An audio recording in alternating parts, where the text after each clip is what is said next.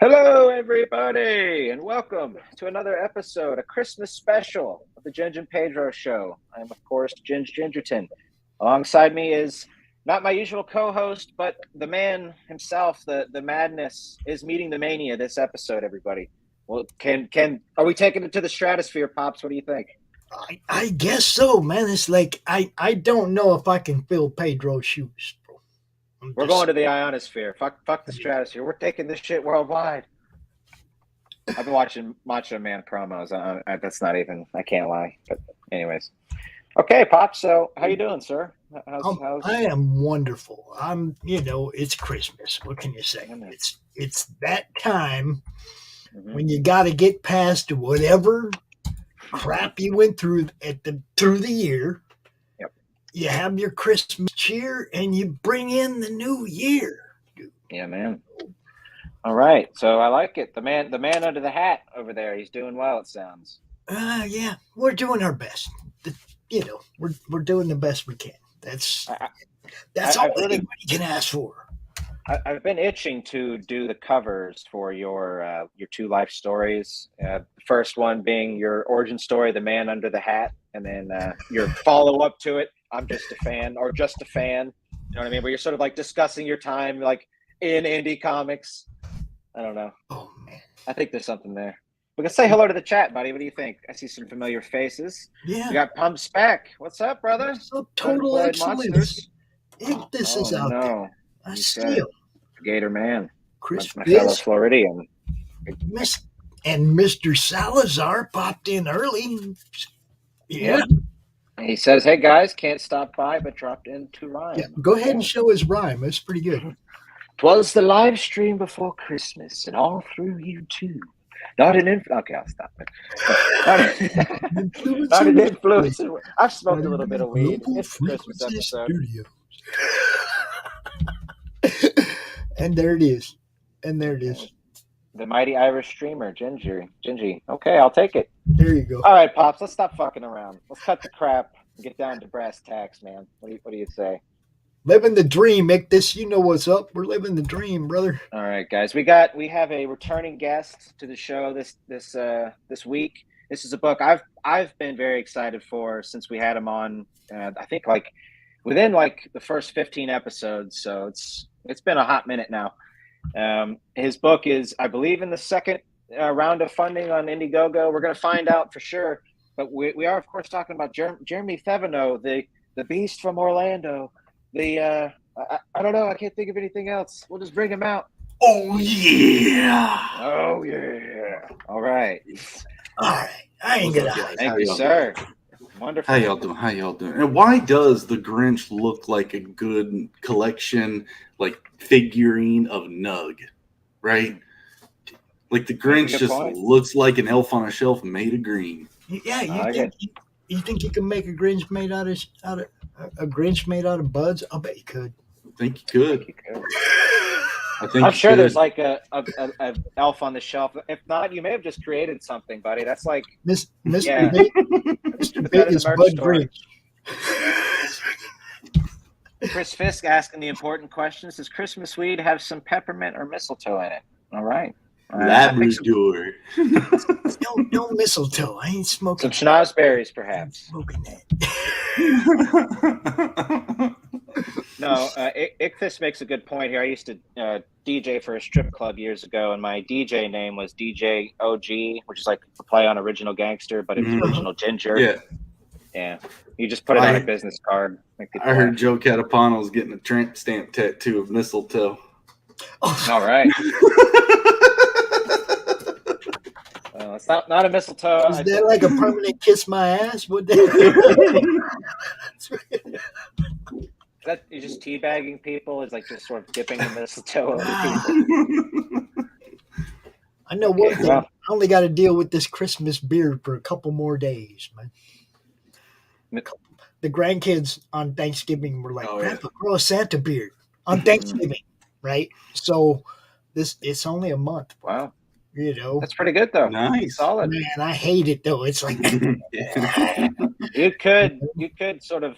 I mean, I don't know if you have the temperament, with all due respect, but I can see you maybe moonlighting as a mall Santa.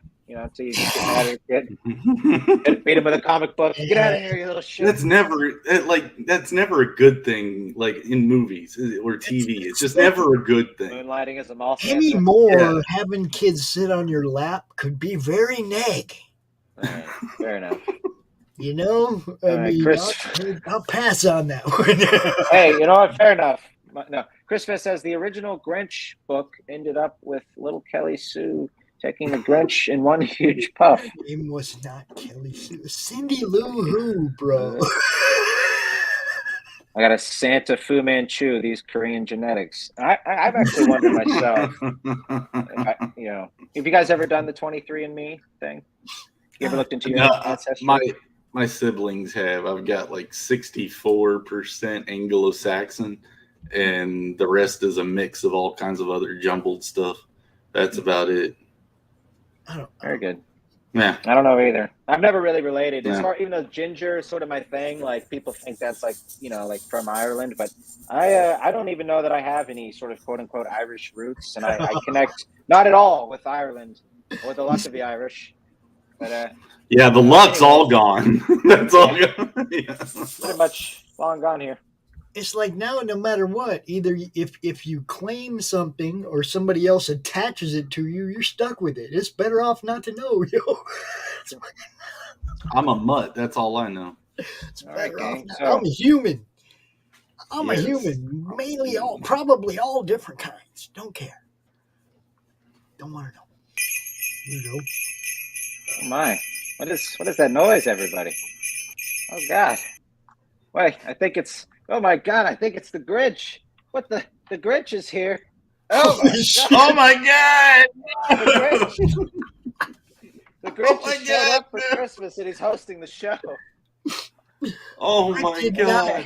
Hey, hold up! I did not know the Look like Gumby going Joker, bro. I don't even know what to say to that.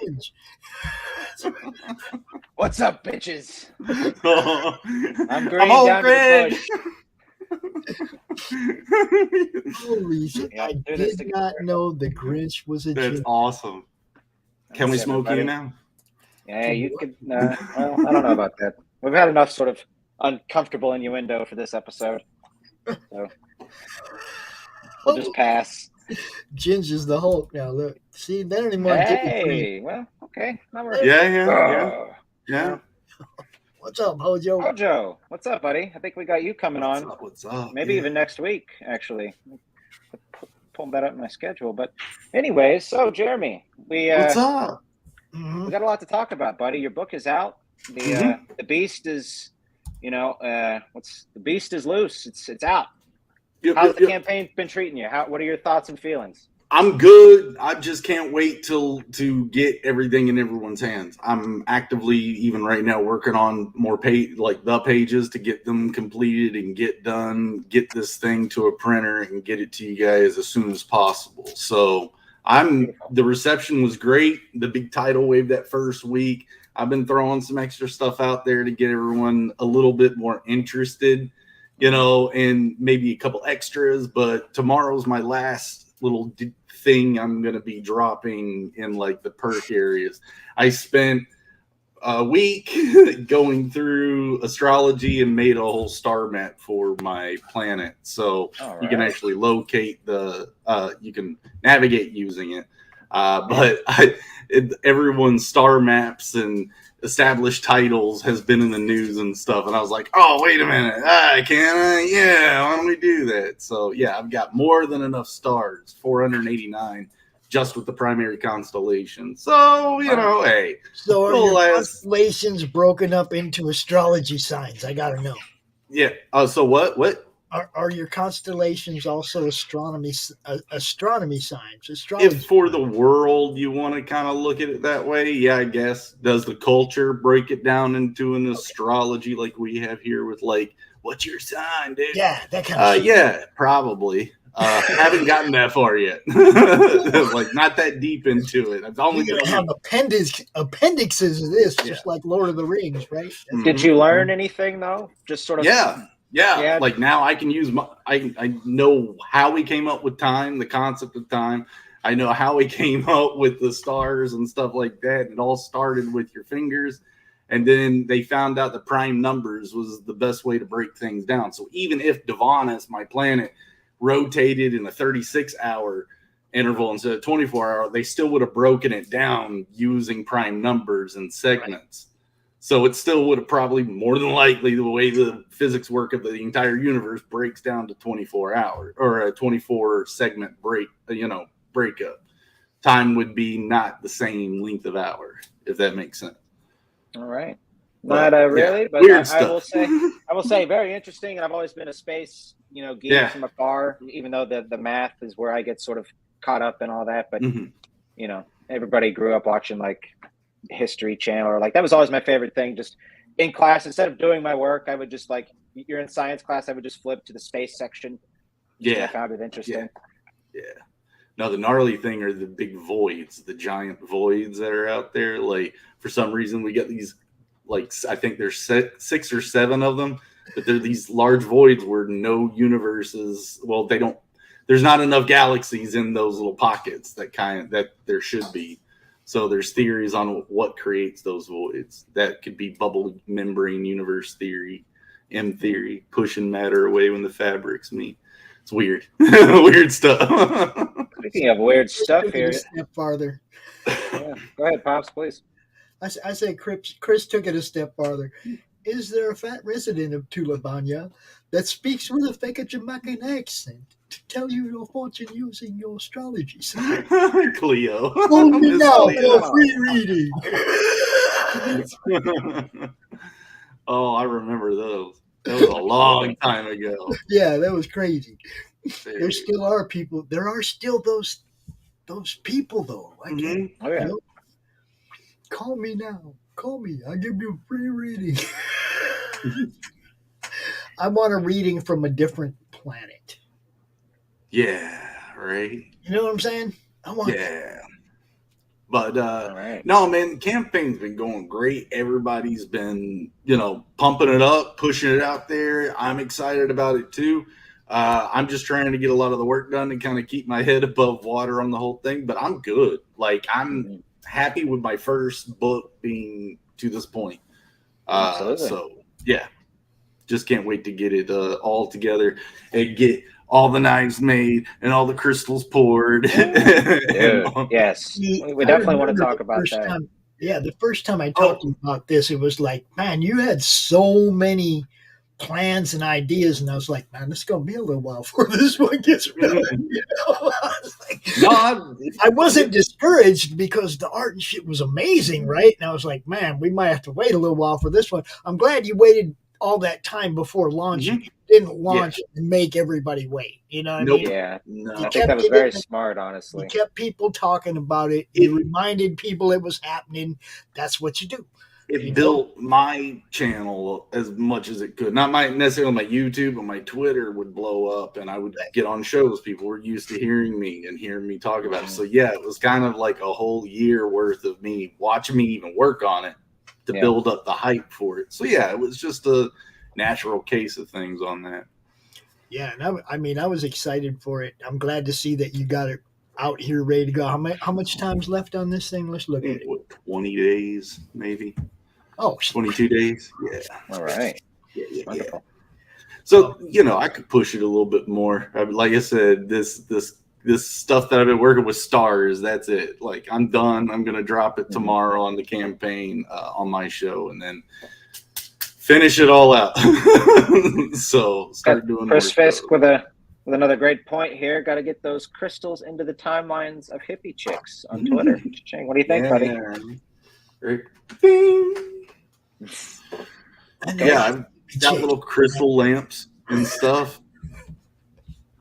So you can get those crystals, but we also offer like a lamp for you. Made of real driftwood. I like them. They're battery powered. 80s made bought one, but he's going to. I showed him how I kind of get the insides, and he ended up. He's going to fill his with an auto, like a smart light system. That way, when he opens up his room, everything lights up. But yeah, it's just a little battery pack that flicks on and off. Dude, that is cool. So yeah, wicked.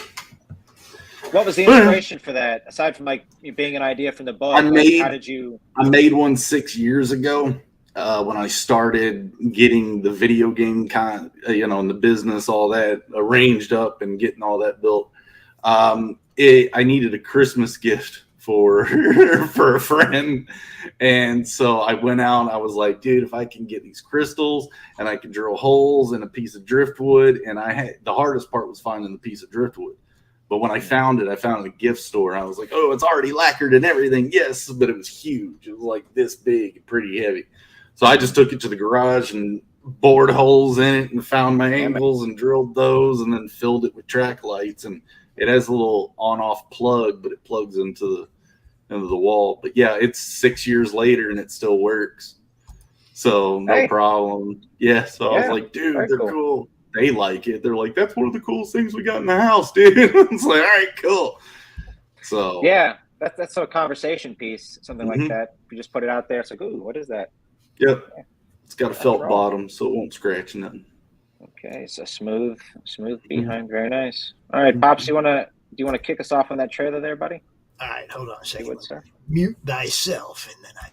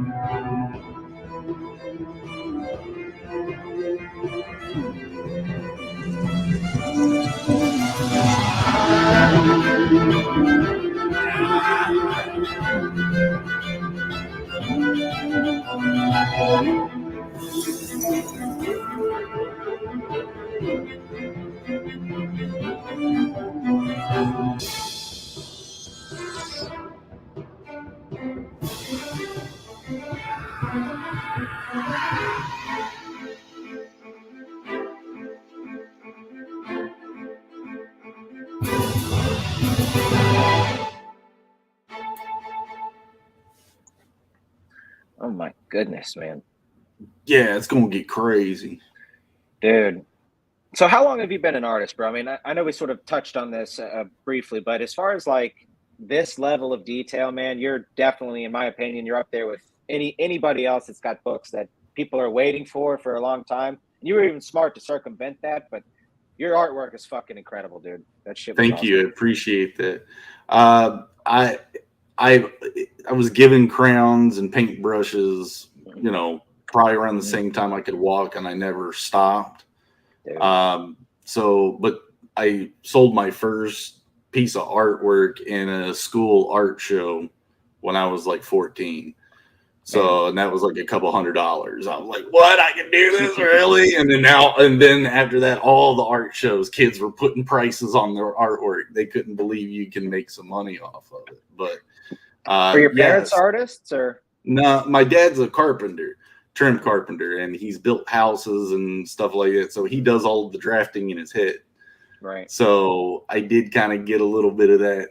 And my mom was into home decor and craft stuff, so there's a little bit of that there too. But yeah, carpentry is certainly, especially if you're on the draft side of it, where you're having to use your creative vision to bring something to life, like as beautiful as a house. Like I actually have a lot of love for carpenters.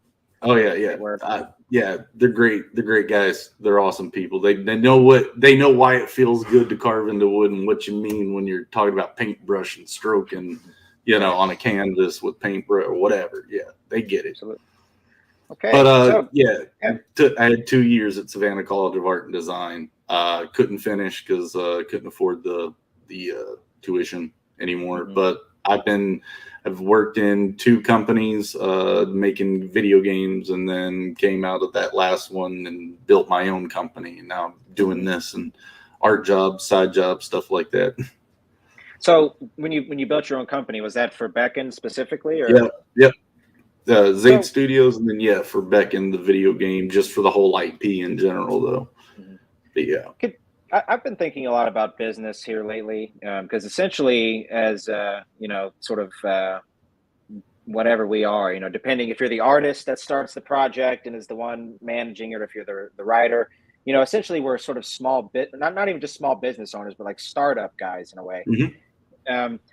But I've been trying to, and sort of one of the things that, aside from story, that we all talk about is like how to make this a long-term venture, successful. Like we all want to be able to do this for the rest of our lives to some degree. Right. Maybe everybody's got a different vision or whatever, but we all want to build, basically something that will allow us to stand on our own 2 feet. A company. Could you sort of talk about? And I think like the way we do it as indie guys, like especially in the comic book world, it's like we have to put together a bunch of different business skills on top of a creative and entertainment mindset. There's a lot of moving pieces that go into it. Could you just sort of talk about, in your experience, running a company and all that? Yeah. Working with a couple of companies that were independently branding themselves, and one was just straight up. It was 3 dudes, including me, like 2 programmers. So that was nuts. But that had a good support group around it, like a lot of professionals who worked in professional fields like aviation and stuff that were kind of encircling us, kind of thing. Like we were our own independent thing, but they kind of helped us get stuff moving. So I learned a lot off of that, and even had a few of that help coming in, going, hey, so you want to start up your own business? Cool. We don't mind helping you if you want to get your trademarks going. Here's the phone numbers. Here's the people you got to talk to. Here's the fees that you're going to have to pay, all that. So they kind of led me along when I said, yeah, I'm ready to start my company. I got an IP to get going. I need to protect it, get the trademarks on it, get everything going. So I paid the taxes every year too. So S corp. So I'm way past that, that 4-year or like grace period. We're past that. Right. So Very cool. yeah, but this is the we tried to do it with a video game first, and we came to a comic book group with an indie video game post Gamergate, and it's a different culture now. Like all that kind of hit. I was going to GDC in San Francisco for 2015 and 2016, and right when all that was getting kicked on, and they were having talks there about it, like, indie games is dead, all this is dead, it's all happening. And it's just crazy to see, like, post wise, it's a little particular to do indie games now. The games are so small, and you're putting them on Twitch for free, or itch.io for free, and they're just so small. And I'm like, we've lost that grand scope and given it all to the money gods. Like, it's very rare you'll get an indie game that hits. That's a true, like, it's a 1-person thing that kicks off really good. I think Stardew Valley was amazing, like just the pattern savant. But there's a lot of examples of that too. Right. What it kind of sounds like to me is, and I think I already know this about you because we've talked about it, but do you feel like some of these feelings and thoughts sort of come from your experience with longer role-playing games? And you were a fan of like JRPGs as a kid, right? Yep. Yeah. I mean, the origins of the story is easily, coming off of that, and the IP is easily coming off of those inspirations. But even in myself, like, throwing myself in the lion's den of all this and be like, you have to wear as many hats as you can to manage everything. And if you don't know, guess what? Most of the time people are getting paid to do the job right now. They don't stinking know either. It's just who goes out and finds the answer. Who's going to go out and find the answer and get it? There's no guarantees, man. I can go out and talk to you in front of 1 million people, and I cannot guarantee that a single one of them is going to spend money on what you do. I can put eyes on it. I can't guarantee anything. And I don't charge anything. Not all of them are doing that, but there's a lot of them. And the difference between the ones that do know what they're doing is they find the answers and they know why the answers work. So if I also go into that with that humble, I don't know nothing about this, so I'm going to make a lot of mistakes. I'm going to get a lot of pushback in this scenario. It's all about learning. I'm going to learn, instead of trusting another, guy who I don't know how far he goes into. So, exactly. I mean, I'm very hands-on. I get my older brother as part of the company with me. He knows kind of how protected I am, but I am throwing it to my friends. I'm like, hey, read this. Hey, check this. Hey, does this look good? But these are my trusted guys. And Absolutely. I've got NDAs, but I've heard NDAs on NDAs. So I'm like, y'all getting crazy, y'all doing NDAs on NDAs. Screw that stuff. Yeah, that is kind of funny. Like an NDA on an NDA. You can't even talk about the fact that you can't talk about it. Then why do you want me to work on it? If I can't talk about it, why do you want me to work on it? This is the way I look at it. You got everybody you got working on your project should be allowed to go talk about it, so it gets to more fans. Okay, so all their audiences know what's going on too. Yeah. It's why would you tell us? No, man, I want you to work on my stuff, but you can't tell nobody. It's an easy thing to say that, especially when like certain people maybe they don't have something, so they kind of skirt off of there, like, yeah, well, just wait, it's coming. They don't even have it made yet. All my stuff is planned. I've got it all charted out on note cards, in folders, organized. Yep. The only thing I don't have in certain chunks are those little story bits that happen in between. I know what has to happen. I just don't have those lines written and the action written, the staging. Yeah, I don't have a lot of that done, but I do have big art. Yeah, I feel like as a writer, that's actually like the job specifically. Like you do all this planning, the world building stuff up front, but I call that stuff that you were describing loosely as like connective tissue in a way. Yeah, right. It's just that stuff that you discover along the way as you're letting your characters and the story just sort of sweep you along. Yeah, and that means that the little twists and turns that I've got planned are also going to have twists and turns to me, the writer, through how my characters have got to get to that point in a very interesting way. So they grow as they write, or as they're written. So yeah. Before we get into the characters here, which we definitely want to do, Chris Fisk says, sadly, NDAs are necessary in these creative industries. People often steal your and get it out to market before you because they cut corners and take all the credit for beating you to the market. That is why I do personally. And that makes them grifters, not creators. I'm just saying that makes them grifters. We made the first version of the prototype, and still the version that's up there is pretty gnarly. But if anyone took the code and tried to go into it, you wouldn't want to build your game off it. You couldn't. Like, you could try, but you can't. That we made it nasty. It works and it doesn't crash, but it's nasty. You don't want to pull that out and then try to make a game off of it. You probably couldn't. So we did that on purpose. Now, with all this time that I've been working on the book, Dwight's been retconning, rebuilding it, all the structures out properly. And so nice. The next update will be nice. Okay. I was just going to ask, are you guys pleased with how the game is coming along? Your brother's still working on it pretty good? Yeah. He's just waiting on me to finish this book so I could get the sprites made to finish the update. The update code-wise is mostly finished. He's just got to tweak a couple things here, and then there's things he can't tweak until those sprites are in. So he's just waiting on me for a lot of it. Yeah, man. But okay, well, let's dive on into the book here. What we're here to talk about. I painted myself green for this, so let's talk. Painted myself green for this. Yeah, share us out, guys. Okay, so we had you on the show, but just for those who are first tuning in, and you know how this game is played, my friend. Could you give us the story pitch, and then we'll move into the characters, and we'll just sort of progress down your page here, buddy. Yep. So, two major factions are struggling for dominion over their planet. One lives in over technological dominion over their planet. One lives in harmony with the life on the planet and everything. The other one chokes it and strangles everything in its way.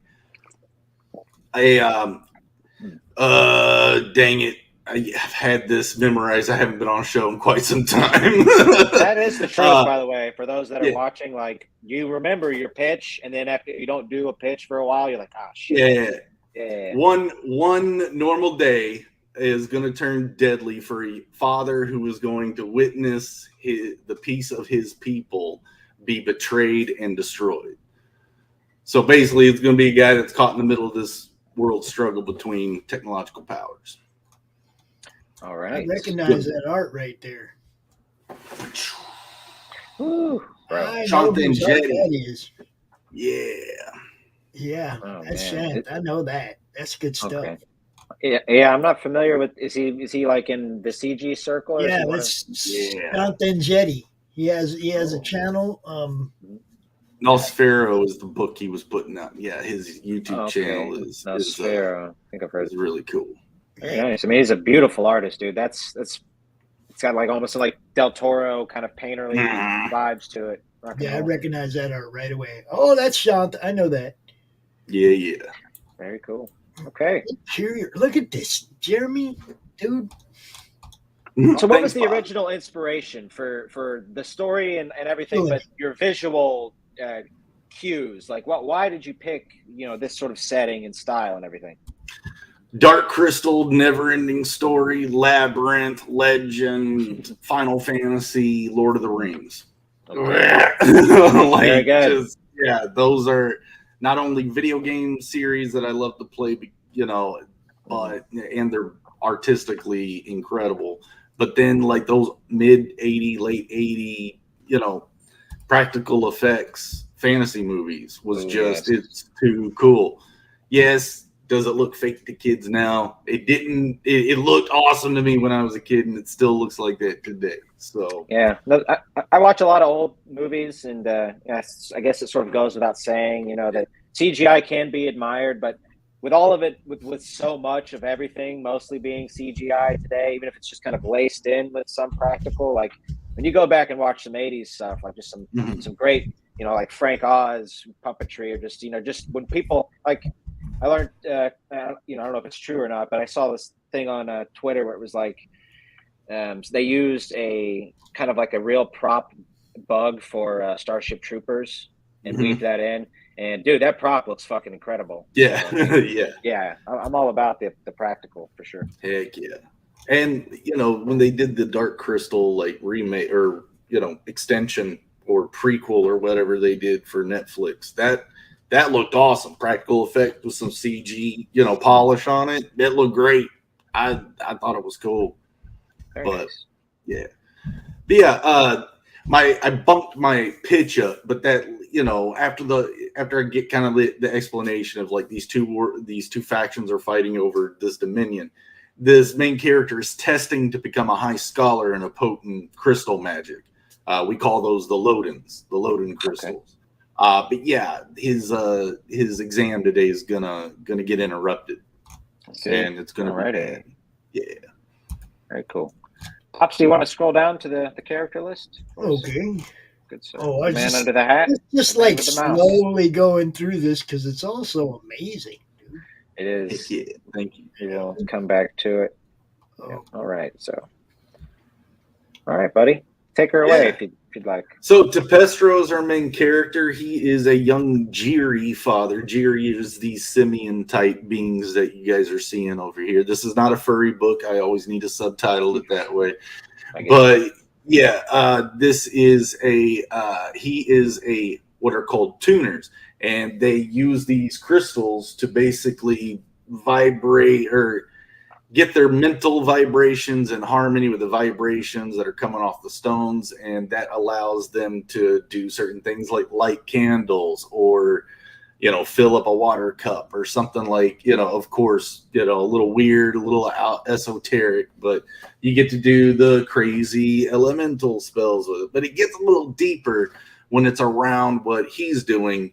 He's testing to become what's called a Watcher of the Nightmare Eater. And a little bit further down, we could get into that. But he lives with his wife, Eulafi, and they have a son, Sardige. And she is basically the event planner for a lot of the holiday events that happen in the city of Tulabanya. And she's a real stern woman. And that shows up in the next book. Hint, hint. Sarfagan is his mentor, is also kind of his boss. But also his adopted father, in a sense. Pedro's dad was Sarfagan's best friend who had passed away, so he took on raising his son. But yeah, he was there 100 years ago and helped another Jiri named Morthus just underneath him lead the Jiri people out of slavery of the land of Thal and build a new home in the giant tree that they now call Tulabanya. So the whole thing with Mortis is he was the Jiri that rose up and led them out, like Moses them out of there, and led them to the tree. And now he leads the Watchers in tuning to the Nightmare Eater down at the bottom. The Nightmare Eater is a human, part Loden kid that's being consumed by this denethite substance in the roots of this giant tree. And for some reason, that keeps the denethite from growing through the rest of the tree. So the idea is they're tuning to this thing to try to figure out what's making it work and keep the denethite from growing, because they can figure out that secret. They could defeat Thal and cure the tree of denethite, la-di-la-di-la, right? That's what their job is right now. So that's what the book is kind of getting into. Yeah. So that's kind of the hierarchy. You got you got it. Yeah. So they're basically on watch to ensure that this tree stays protected. Yeah. Yeah. So the tuning when they're in this denethite chamber or the Nightmare Eater's chamber, the denethite has a different reaction with the Lodens than just to light a candle or do the elemental things. It causes their brain consciousness to be connected with this different wavelength of reality, or what I've been telling people, an extra lattice in an E8 lattice theory motif. But that they're having visions in this chamber and they're not really connected. Each one's vision's different. So they're kind of, the Watchers tune as much as they can to kind of just derive as much knowledge that they can. But they're really not quite too sure what's going on.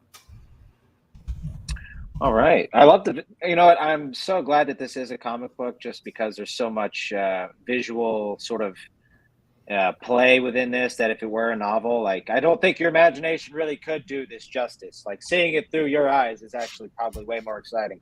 Probably the only way you're going to see it.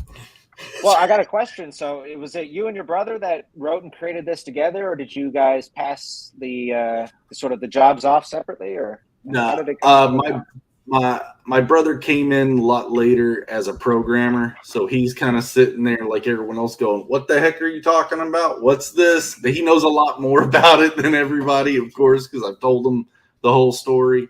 But yeah, there's a lot of it where he's going, what are you doing? No, this is mostly entirely me. My buddy from back when I was a kid that we used to do the tabletop role play games with, we were doing it without the modules. So we were just doing it freestyle. So this was my world. I was kind of creating on the side. He was crafting his worlds on the side. Here, in 2016, I had a lot of time to talk with him about all this and try to start to crystallize the idea for the game, and actually get these things kind of nailed down and written as far as like what's the rules here. And he ended up having to leave the project pretty early on, but I was able to kind of get some base notes, work through some things. Even now I'm still changing things that he's going, oh, what are you doing with it? Oh, okay, hold on, I need to sleep on that. That sounds cool though. And then he'll be like, dude, that's the only way to do it. And I'm like, right, yeah. So I've had a little bit of help here and there on the writing part, but as far as the straight writing part of this book, no, that's all me, dude. Yeah, it's all me. Right on, bro. Big world, lots of stuff. Yeah. And sometimes that little bit of like just sort of sometimes just saying something out loud to somebody else. Like sometimes I'll just I'm working on an idea and I'll say it to my girlfriend out loud, and regardless if she's maybe even had time to respond, I'm like, oh yes, that's it. Yeah. It's like just hearing it out loud can be very helpful. So yeah, and that's what me and him did a lot of the time, was kind of pitch an idea like, okay, well, what if this happens? Well, if this happens, does it conflict with this, and this? Like, it's really nice to have someone that actually knows your lore to bounce that stuff off of, and then you'd be like, hey, does this break lore? Yeah, it breaks lore. Be like, yeah, but I want to break that part of the lore now. Okay.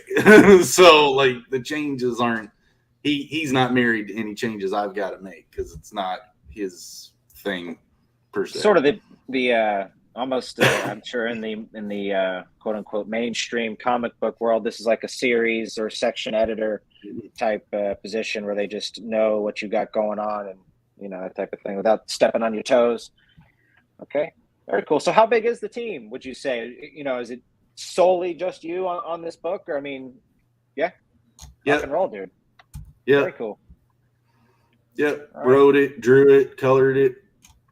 So do you write a script for yourself before you do a page? Or I did a little brief one. I needed to get the ideas of what the story beats were. So I had some note cards. I knew what beats I needed to hit. And then I started writing other note cards to fill in those note cards of those details. Here's what I want to do here. Here's what I want to do here. Then I started drafting out the story. I called them thumbnailing, but I had people in the stream going, that's not thumbnails. Those are layouts. Bro. No, you know. I was sort of I got the whole book like this. So the whole book has been done in like the first month. The first month it was like this, ready to go.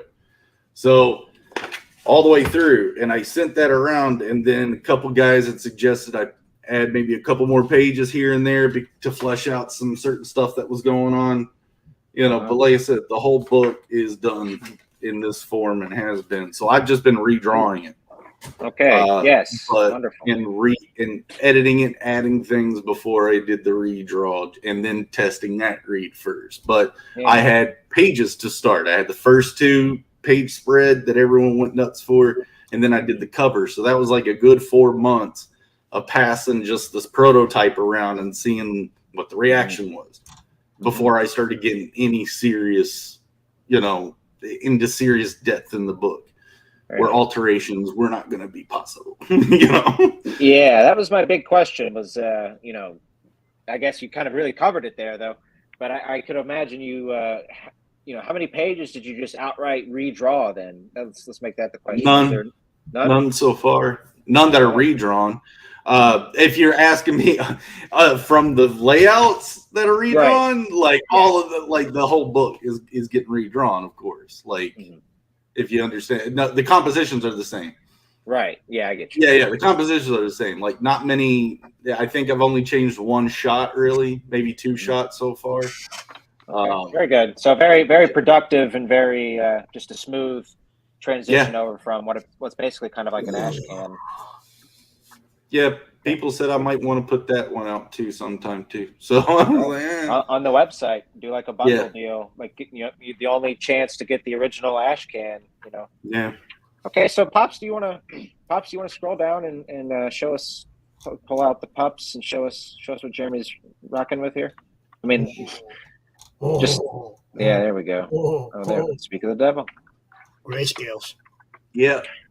So, not to push anyone into any crazy, this isn't just the line art. This is the full colored version with all the color pulled out.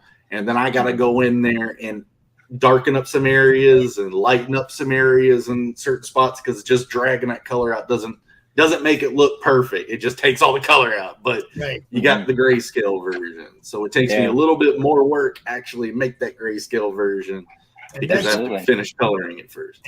And then you have a Catapano cover. An action cover. Joe Catapano cover. Bow. Yeah. Joe Cat. Look at it. Nice. Friend of the show. Also an incredible artist.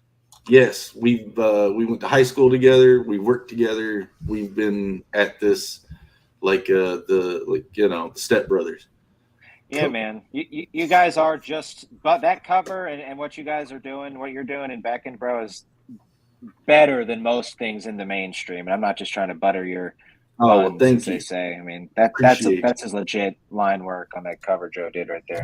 Yes, it is. Yeah. Okay. Very cool. So tell us about this knife. Am I understanding you've got a knife? It is a shard until we're off of Indiegogo. Very well. Tell me about your shard, buddy.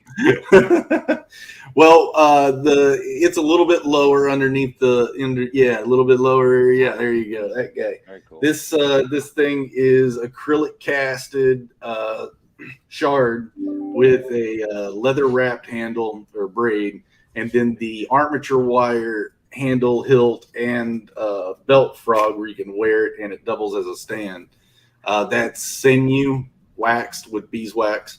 And it's got another extra crystal in the pommel here, and that's supposed to be our magic crystal that has the hover spell, so it makes the shard lighter.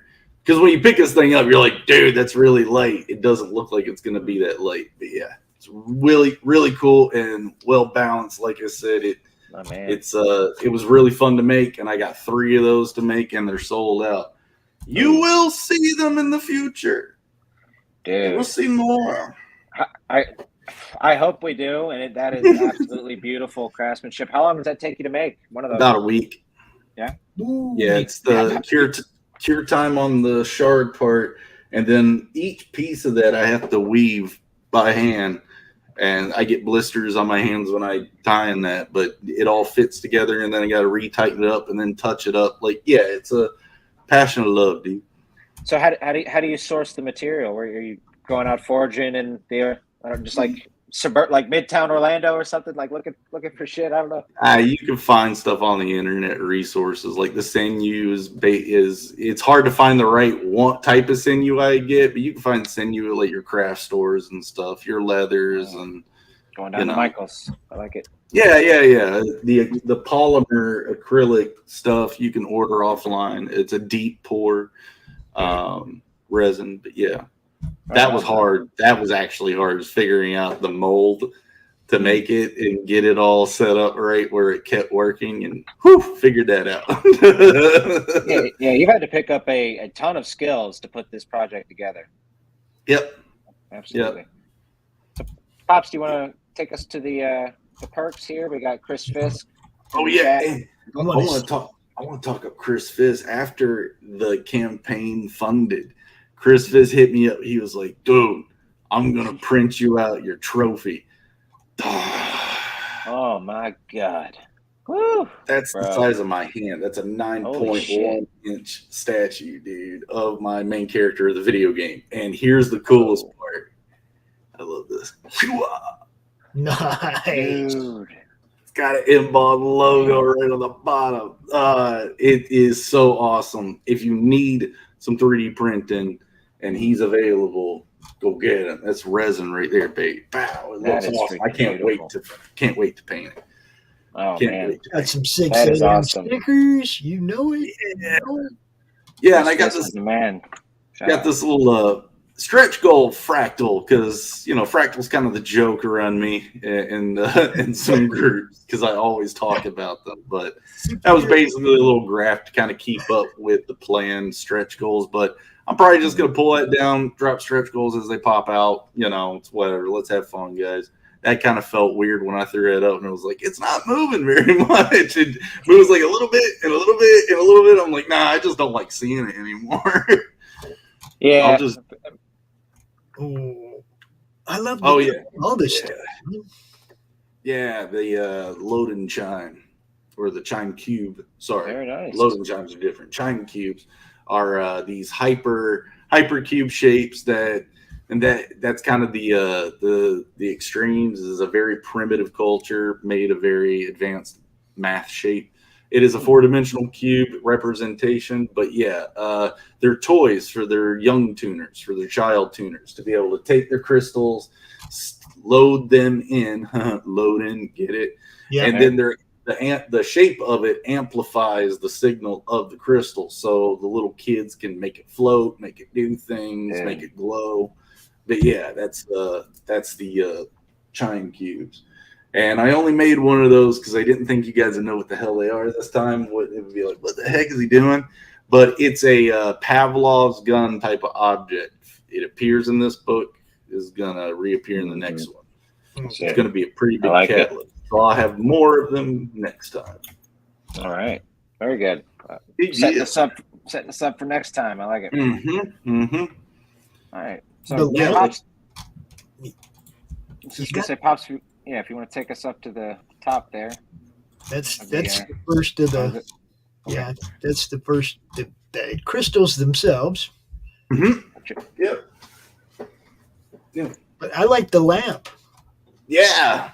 So the way I've got the crystals buyable is you get them in the add-ons. You can get the whole collection, or you can get just one. that comes in. It's also in the add-ons as well. But some people were suggesting, dude, why don't you like make a holder for them that lights up? And I was like, dang, I did that 6 years ago. Let me see if I can make a mini version of that, And then boom, there it went. And so a couple people grabbed them. I have fun making this stuff. I have fun doing stuff. So I'm stoked about them. Absolutely, bro. Very nice. Yeah. But what is this? This is what I'm going to be dropping tomorrow. This is one of the 8.5 by 11 pages that you'll get in the packet of your certification. So this is the actual star map that has the 2 hemispheres. Oh, sorry. Give me a second. It's acting a little slow. Come on. It's got both hemispheres and all the constellations broken up between each of them. There's 489 stars just in the main constellations. And later on, once these fill up, we'll go deeper into space with like in-between constellations and stuff like that. But yeah, there's enough stars to keep us busy here. But this is one piece you'll get. And the certificate, where is that? Dang, there it is. There it is. So you'll get your own little certificate. You can get it framed or unframed. But yeah, we'll have a little seal of approval stamp right there. It'll be on parchment paper. And yeah, you'll have your actual coordinates down there in your how to find your constellation to that map. Oh, man, that is actually very cool, bro. Very, very cool. You're stepping up in the world when you're authenticating certificates. Like, this is legit, guys. Yeah. Awesome. Nah, it's for an imaginary sky. I'm not selling you anything. Though. No. I don't need anything. That's exactly green here. I'm just being a fool. Okay. But yeah, I wanted to show that because I'm going to be dropping this perk tomorrow, or not tomorrow, but Thursday night on my show at Becca Develop Weekly Stream. It's over there on YouTube's Zade Studios. All right. Very nice. Yeah. So we're coming down to the wire here. We keep her a tight hour these days because we're on the Madness Network. And there's the horror, CG horror show. Well, we hope. I'm waiting to hear from Brian. Alrighty. I hope we're having a CG horror show. It's on the schedule. There's a bunch of people going, "Where's the link?" And I'm like, "Where's Brian?" There will be one. That's all I can say. We'll be out there. Okay. Very good. Nice. So we do want to, just before Pops, can you we'll hit a couple perks real quick, like the actual that sidebar. I can tell you that featured perk is the best deal you're going to get on books. It is for the same book. 2 versions are grayscale, 2 versions are colored, but they have the different covers. If you're just trying to get a good collection to give out to people too, that's your best deal you can get on them. The other ones, I really want you guys to get the books. That's the most important thing to me. Like, there's books, posters. If you guys want knickknacks, they're there in the add-ons, But yeah, I want the stories to go out there. So, I've got some perks there where you can grab posters and book and crystal. I believe a little bit further down on that perk. Like, I got a lot of perks. And that was one thing I was trying to stay away from in the beginning, but I got halfway through this thing. I was like, nah, we're just going to go. When I'm tired of selling one, I'll take it down. Because I'm making most of it. Printing is the only thing that, how many prints am I going to have? Most of this I'm making in-house. So I'll just say this. The show's been strange enough. I'll sort of reserve my making a joke about anything being perky at all. I won't say I did, but anyways. All right, bro. So if you had to maybe pitch us one, I guess it obviously would be that featured perk, but is there any of this sort of the more interesting stuff? Like, how many crystals do you have left, or is there, what's there's not inventory looking like? There's not a limited inventory on those. Y'all need to buy them up now because I pour them in molds and color them and myself. So I'm just waiting to hear what that number I've got to make. I'm looking at the main A and the variant A. The main A is that Rack Brown cover right there. Yep. Yes, sir. Yes, sir. Page. And the variant A is that Shantanjetti cover. So, you might, if you're like me and you can usually only get one book, you might want to get one of those two. That's just my. That's a hard choice, man. Honestly. I know. Yeah. It's I think you can get both of them in a later perk. You can get mine in just the black and white and the colored as well. There she is. Right there. Yeah. Yeah, right there. Very good. Jeremy, thinking of the customer, everybody. Thinking of you, backer. You beautiful, beautiful individual. God bless you. Yeah. The lamp with no crystals, the lamp with crystals. Yeah, and then that's a perk with the poster, with the book and the lamp. And like I said, the posters are an add-on, guys. Like I really need to put more perks out there that have that poster behind, like so it gets brought up front. But I gotta get rid of posters, yo. All the good stuff's gone, guys. Look at that. Do you have a store that this will, once the campaigns are coming down, do you have plans for any of your leftover stuff? Or are you saving it for loose a campaign? Plans. I have loose plans right now. I do have a website, zadestudios.com. I do have a shop that's there. I just don't have it activated right now with anything. And I'm going to wait until these things are fulfilled first and then start getting all that kind of laid out and figured out. But yeah, I mean, that's kind of the idea is I do want some of this stuff to be available later on our store at a marked up price. You guys got the best deal that you're going to get here. So yeah, buddy. Yeah. But yeah, man, you really nailed especially with that, just that graphic on the load and display collection, that perk right there. That graphic looks like what you'd see on like Square Enix would put out for like a Final Fantasy statue. So you've totally nailed that aesthetic, buddy. And it really presents that sort of clean, like, ooh, like this is something, worth it. Like this looks great. So thank you. I appreciate it so much. This, from the first time I saw your art, I was like Tim Vigil. It just hit me with all the flavor of everything that he does with the line work and the color. And it was like, man, there ain't too many people on that level. What you're doing's on that fucking level, dude. I'm just saying. Thank you. Right. Well, I'll keep it up. And the next book is going to be done traditionally with the line art. And I'm going to go straight from that to digital colors. I don't think I'm going to be doing inking for it. I'm going to pull the Joe Catapano did for Star Circuit and go right from scan pencils into digital coloring. And if you guys have seen, I do my pencils a lot quicker than it takes me to do these damn digitals. I want to control every pixel here, but I can't do that, with the limitations that pages will give me. So I love working traditional. I played around with that over the past couple of weeks. You guys will see on my channel where I was drawing the pit for the auction last. But yeah, I can't wait to get this book finished and in y'all's hands. That's my main priority right now, is getting that all done so I can get started on the traditional pages of the next one. Like I said, I already know the story. Cool. So yeah, love that, dude. Thank you so much for coming on, Jeremy. Thank you. It was a total pleasure, bro. Me. Yeah, and I hope you guys have a good Christmas. Are you going to dress up like that for Christmas too? I think he used the wrong paint. Don't worry about it. It's war paint. It ain't washing off. We'll see how it comes off later. But yeah, no. Well, it was just dude, I'd been thinking about this for about 2 months, and I waited until about 3 hours before the show to finally pull the trigger. I woke up this morning and didn't get out of bed. It was just like, am I going to paint myself green today? Dude, do you have a cucumber?